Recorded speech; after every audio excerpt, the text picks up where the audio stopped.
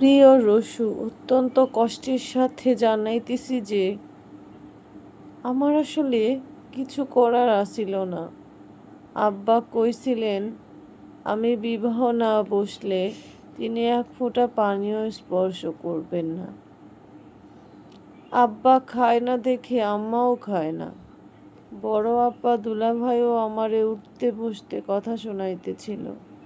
আব্বার এমন সিদ্ধান্তে পরিবারের মুখের দিকে তাকাইয়া আমি বিবাহ করিতে রাজি হইছি।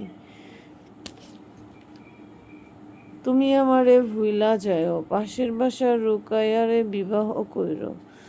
রুকাইয়া তোমারে খুব ভালোবাসে, ফুলি কইছিল আমারে। তোমরা সুখী হইবা, আমারে ক্ষমা কইরো।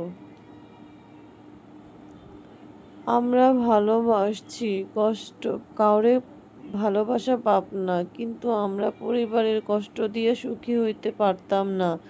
2 দিনের দুনিয়ায় শুধু নিজের সুখের কথা না ভাইবা বরঞ্চ কিছু মানুষরে সুখী কইরা যায়, সেটাই ভালো হইব।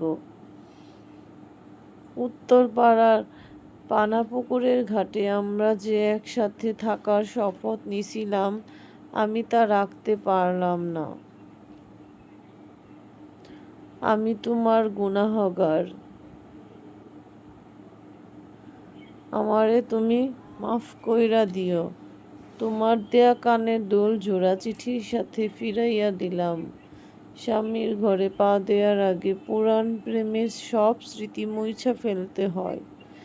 তোমার কাছে আমার লেখা যে চিঠিগুলো আছে সেগুলো তুমিও পুরাইয়া ফালাইয়া সব স্মৃতি নষ্ট কইরা দিও।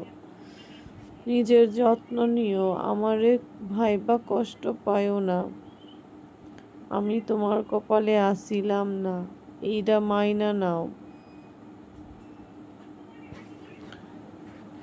যেই সব বিকেলবেলা ঝুম ধরে বৃষ্টি নামে, সেই সব রাইতে আকাশ ভরা জ্যোৎস্না খেলে, যেই সব দুপুরে এক বউ খাসনা হেনা নিয়ে বাতাস বয়, তুমি জানালার পাশে বইসা আমারে ভাইবো।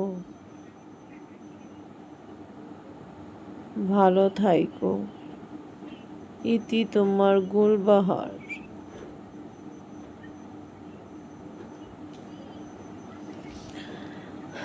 আজকে আমি একটা পিঠা বানাচ্ছি, সেটা হচ্ছে তেলের পিঠা। তেলের পিঠাটা বানাতে আমি এখানে ব্যবহার করেছি চালের গুঁড়ো, ময়দা এবং নারকেল ও তাল, যা এটাকে আরও সুস্বাদু করতে সাহায্য করেছে।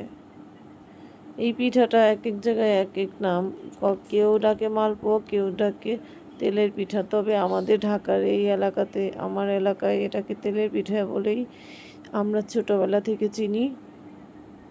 পিঠাটা অত্যন্ত সুস্বাদু। এটার রেসিপি আজকে আমি আপনাদের সাথে শেয়ার করব।